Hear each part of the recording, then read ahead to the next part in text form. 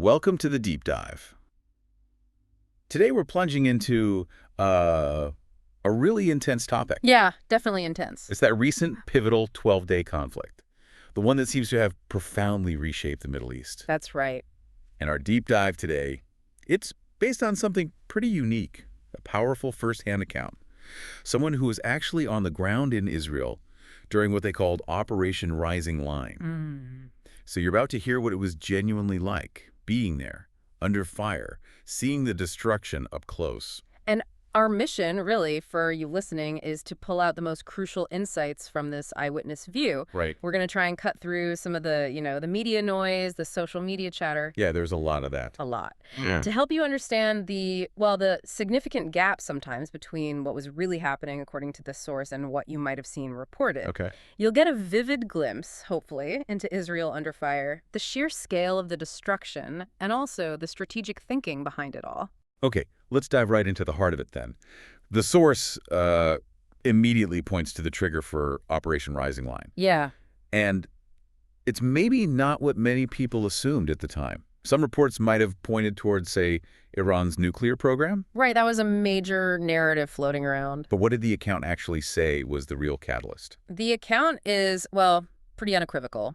It states the trigger was October 7th, 2023, described starkly as Israel's Pearl Harbor. Israel's Pearl Harbor, that's a heavy comparison. It is. And what's fascinating is how the source frames Israel's response, not just retaliation, but a strategic war aimed at confronting what they call the axis of evil surrounding them. Okay, this axis of evil.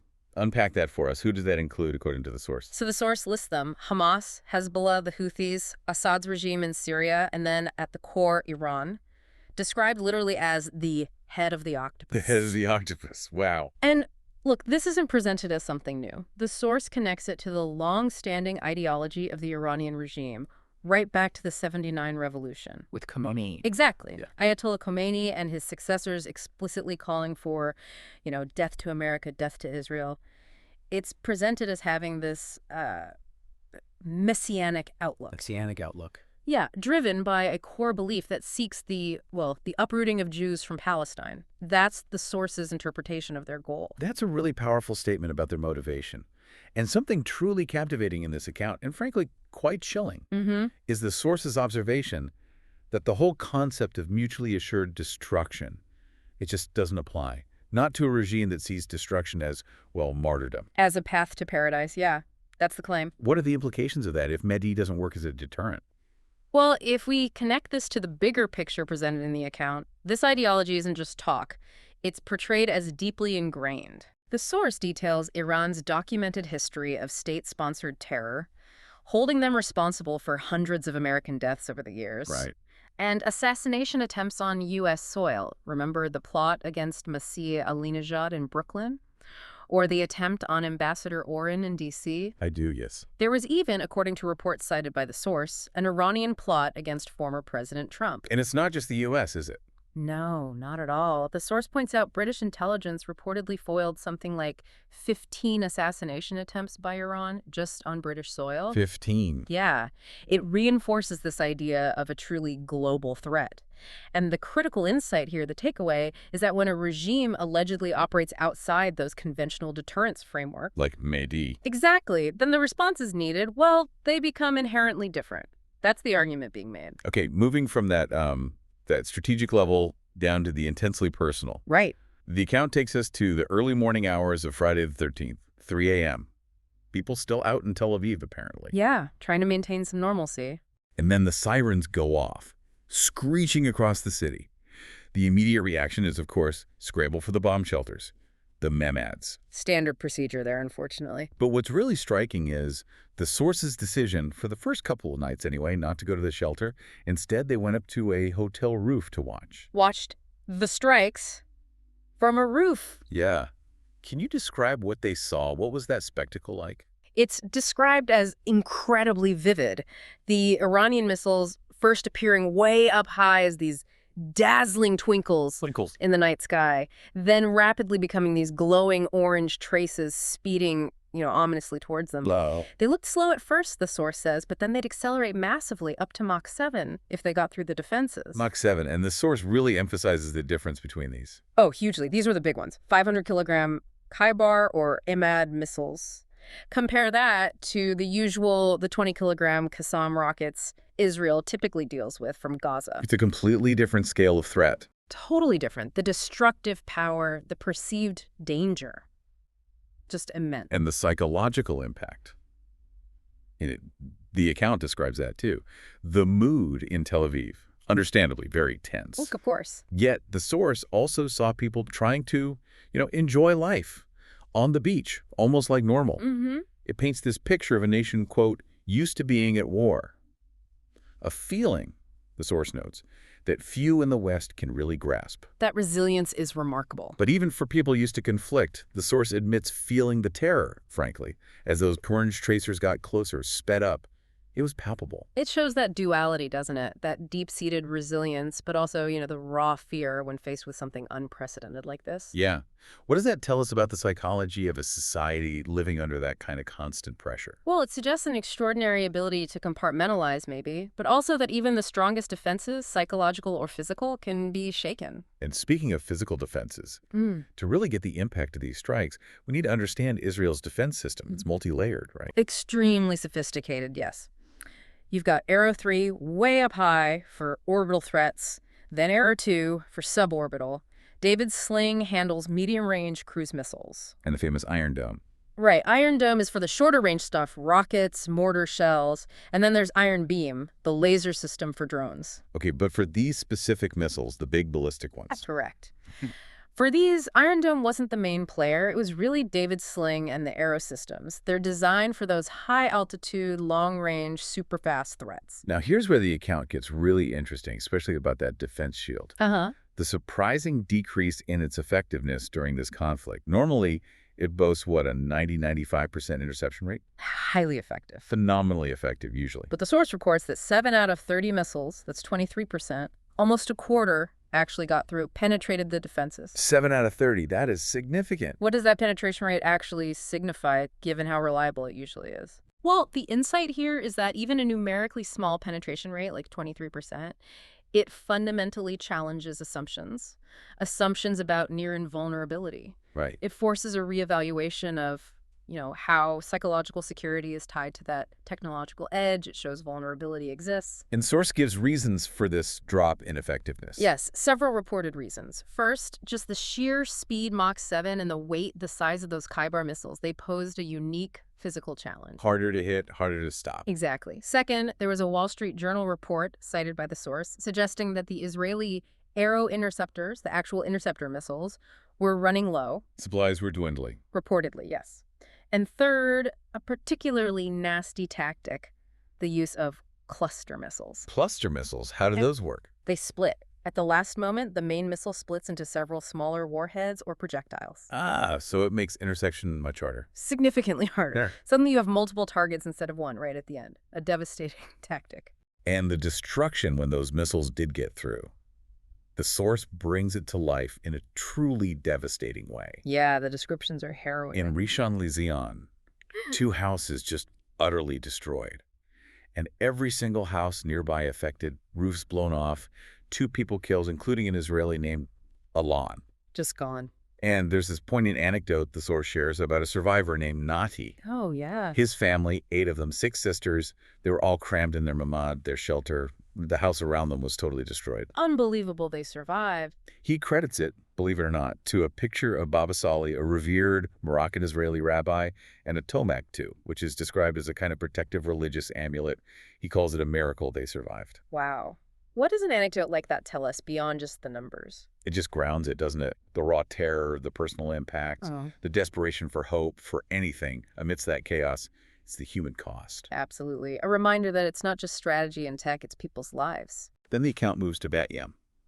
A missile hits a tower block between the 6th and 7th floors. Oh, no. 8 people killed. 1 still missing at the time the account was written. 8 in 1 hit. And the source really emphasizes this strike really changed the mood of Tel Aviv because of the high casualty number in just 1 incident. You can understand why. It brings the lethality right home. And other targets were mentioned too, right? Not just residential areas. Correct. The list included a hospital, a mosque, an oil refinery, the Weizmann Institute of Science. Uh-huh. Even the Tel Aviv Stock Exchange building took a hit. So it paints a picture of, well, widespread targeting, almost indiscriminate. That's the impression given, yes. Aimed not just at military objectives, but seemingly at the fabric of civilian life, at symbols of normalcy and progress. Okay, let's shift focus slightly to the broader context and international elements. Right. The source touches on differing U.S. intelligence reports about Trump's earlier strikes on Iran's nuclear sites. Some said it set them back months, others said years. Yeah, that assessment varied quite a bit. And the source also mentions using tools like ground news, specifically to track media bias, Ah, interesting. highlighting how the same event could be framed completely differently depending on the news outlet's perspective, or blind spots, as the source puts it. That's a crucial point in any conflict reporting, isn't it? The need for media literacy. Absolutely. What insight does that give us about trying to understand such a complex situation in real time? It really underscores how vital it is to seek out diverse perspectives, to actively question the narratives presented, even by major established media outlets. Don't just take one source's word for it. Good advice. Now, the account highlights a specific major event on the 10th day of the conflict, Yeah. Operation Midnight Hammer. Right. This was significant. This was reportedly when former President Trump intervened directly using GBU-57ABs, Yeah. the bunker buster. The massive ordnance penetrators, yeah. Targeting Iran's nuclear facilities, Fordo, Isfahan, Natanz. And the impact on the ground, according to the source. It brought a real discernible sense of victory to people there. A feeling that, okay, this objective, hitting the nuclear sites, had been accomplished. That's fascinating. Yeah. But the account also explores the nuances of how Israelis felt about U.S. involvement. It wasn't uniform. No, not entirely. The source describes a split. Some preferred the idea of Israel handling it alone, get it done without the Americans. A desire for self-reliance. Exactly. But others felt, okay, America just needed to do this one operation, the bunker busters, suggesting no need for, boots on Persian soil. So support for specific help, but maybe not a full-scale intervention. Precisely. And this taps into that whole U.S. debate, doesn't it? America first versus protecting interests abroad. Trump's peace through strength idea. Yeah. What does that divergence in Israeli opinion tell us about alliances in crisis? It reveals that tension, I think, that deep desire for self-reliance mixed with a very pragmatic understanding that sometimes you need that powerful ally for specific capabilities. It's complex. So if we place this U.S. intervention in the broader context, the source suggests that after this, Israel's military master plan started to make more sense. Yes, it seemed to click into place, according to this perspective. The source argues that October 7th wasn't just a trigger for retaliation, it actually instigated this comprehensive, long-planned strategic operation. An operation to do what exactly? To, quote, snuff out the entire axis of evil that surrounds Israel. It suggests a much bigger, more calculated approach. Okay, so let's look at the results reported for that plan. How were those key players in the axis affected? Well, the source describes Hamas as being massively degraded in Gaza. Okay, Hezbollah. Hezbollah in Lebanon, Yeah. their entire high command got rid of, and their missile launchers obliterated, rendered powerless to act, according to the source. Powerless. That's a strong claim. It is. Then, the deposition of Assad in Syria, that was key. It apparently allowed Israel use of Syrian airspace and, crucially, cut Iran's land bridge to Lebanon. Cutting off supply lines. Exactly. And down south, the Houthis in Yemen, also severely weakened. So the overall picture painted is a significant degradation of Iran's regional proxies and influence. That's definitely the suggestion. A fundamental shift, almost a reordering of the regional power balance, is implied. And the timing. The source highlights that too. Very strategic, it seems. Russia being bogged down in Ukraine meant they couldn't prop up Assad effectively. An opportunistic moment, perhaps? Potentially. Plus, Israel's earlier actions targeted attacks and barrages in April and November 2024 reportedly helped them establish air dominance over Iran itself before this main conflict. Laying the groundwork. Seems so.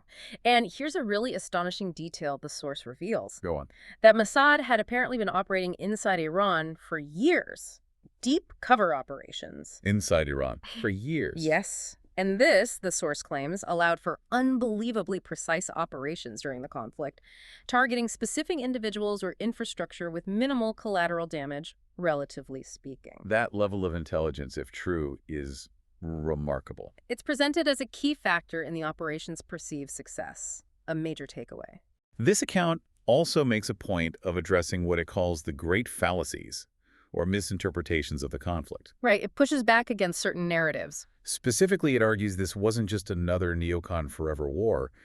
How does the source differentiate it? Well, several ways. First, they argue there was clear, direct evidence of Iran's nuclear capabilities and, crucially, intent, which they claim wasn't always the case in past Mideast interventions. Okay, evidence of capability and intent. What else? Second, there was no external attempt at regime change within Iran itself. The focus was on capability, not overthrowing the government from outside. So degrading the threat, not changing the regime. That's the distinction made. And third, crucially, no American boots touched Persian soil. It wasn't an American ground war. And this ties into challenging certain viewpoints. Yes, the source directly challenges what it terms progressive viewpoints, arguing they misunderstand or underestimate the ideological drive of the Iranian regime. How so? The source contends that operations like this, described as preemptive, are seen by Israel as necessary to prevent a larger war, given the regime's ideology. The death to America, death to Israel ideology again. Exactly. The source argues that this ideology wasn't taken seriously enough, citing Obama's JCPOA deal as an example of trying to placate Iran despite intelligence warnings and the explicit rhetoric. So a fundamental disagreement on whether the regime's stated goals should be taken literally. Precisely. That seems to be a core point of contention highlighted by the source. And it really hammers home this difference in motivation, doesn't it? Absolutely. For Israel, the source portrays this as truly existential. It's not a game, as they put it, unlike perhaps for a superpower like America acting further afield. Survival versus strategic interest. Yeah. Israel's goal, as presented here, was destroying the threat to its existence, not destroying Iran itself. Whereas Iran has been explicit historically about wanting Israel wiped off the map. That stark difference in stated objectives is central to the source narrative. What are the long-term implications when you have two sides operating with such fundamentally different, maybe irreconcilable goals? It suggests a conflict that's incredibly difficult to resolve through conventional means. A deeply entrenched long-term struggle where diplomacy might often struggle to address the core issues. And the human cost. We touched on it, but the source mentions the numbers too. Yes. It acknowledges the varying reports on casualties inside Iran, some suggesting over 800 civilians killed. A heavy toll. Indeed. And for Israel, 28 lives lost during the main conflict period, with 4 of those happening just after a ceasefire was called, a ceasefire apparently broken by both sides almost immediately. It's just tragic, underscoring the volatility even when trying to de-escalate. It really does. It shows the high stakes, the grim reality for everyone involved. So to kind of wrap up the main narrative here, we've traced this, well, astonishing turn of events described by the source. It really is quite a narrative. Israel moving, reportedly, from its weakest moment, right after October 7th, to its moment of greatest regional strength after this 12-day operation. That's the arc presented. And the source emphasizes it wasn't just one thing, but this cumulative impact of, what was it? Calculated risk, careful international diplomacy, some good luck, well-timed military operations, and the taking of opportunities. A combination of factors, all coming together. It's portrayed as a story of resilience, yes, but also very calculated, strategic execution. So the conclusion from the source's perspective, what was the ultimate impact? The bottom line, according to this account, is that the regime that fueled terror in the Middle East and in Britain and in America has been checked, at least for now. Checked, not eliminated. Checked, yes, Yeah. that's the word used. And on a personal level, the source reflects on the experience of the war, feeling like Londoners during the Blitz. Oh, that comparison again. Yeah, learning the psychology of a people living at war. And surprisingly, maybe disturbingly to some, they admit finding parts of it exhilarating. Exhilarating. How so? Perhaps the adrenaline, the intense focus required for survival. It's a complex reaction, but it speaks to the extreme nature of the experience. Definitely complex. Okay, so a final thought for you, our listener, to take away from this deep dive. Consider this statistic shared by the source. Since October 7th, 2023, something like 45,000 missiles and drones have been launched at Israel. 45,000. From what they describe as 7 or even 8 fronts, including attacks targeting Jews and Israelis globally in the diaspora. An unprecedented scale of attack. So, given that relentless pressure and Yeah. given the stated ideology of the Iranian regime that we've discussed, what does victory even look like in this kind of protracted, deeply ideological conflict? That's the question, isn't it? And what are the real long-term implications of all this for global stability? Something to really mull over.